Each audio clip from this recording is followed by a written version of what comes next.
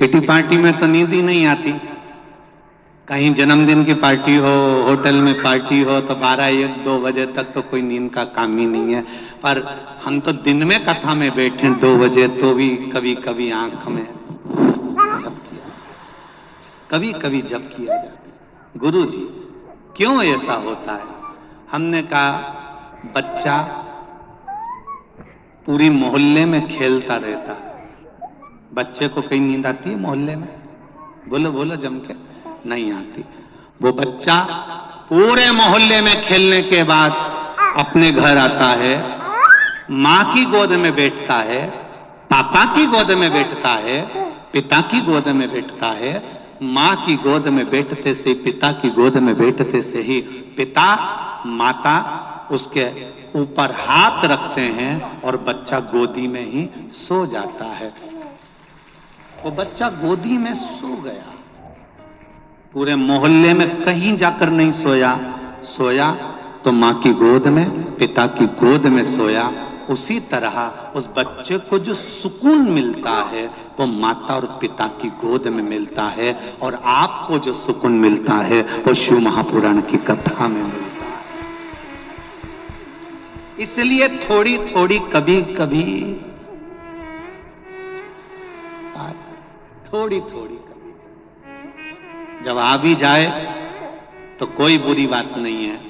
समझ लेना आज मेरे पिता ने, मेरे भोलेनाथ ने हाथ रख दिया है, इसलिए सुकून में सो रहा। मेरी माँ की गोद में आज मुझे सोने का मौका मिला है। सुकून।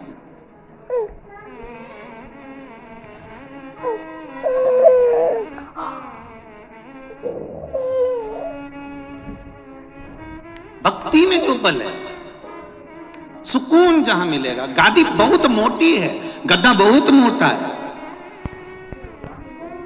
डनलप का गद्दा भी लगा है ऐसी। किटी पार्टी में तो नींद ही नहीं आती। कहीं जन्मदिन की पार्टी हो, होटल में पार्टी हो तो 12-1-2 बजे तक तो कोई नींद का काम ही नहीं है। पर हम तो दिन में कथा में बैठे 2 बजे तो भी कभी कभी आंख में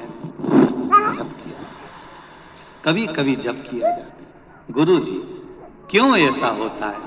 हमने कहा बच्चा पूरी मोहल्ले में खेलता रहता है। बच्चे को कहीं नींद आती है मोहल्ले में? बोलो बोलो जम के। नहीं आती।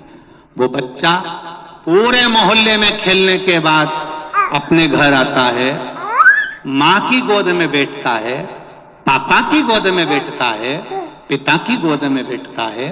माँ की गोद में बैठते से, पिता की गोद में बैठते से ही पिता माता उसके ऊपर हाथ रखते हैं और बच्चा गोदी में ही सो जाता है। वो बच्चा गोदी में सो गया, पूरे मोहल्ले में कहीं जाकर नहीं सोया। सोया तो माँ की गोद में, पिता की गोद में सोया। उसी तरह उस बच्चे को जो सुकून मिलता है वो माता और पिता की गोद में मिलता है।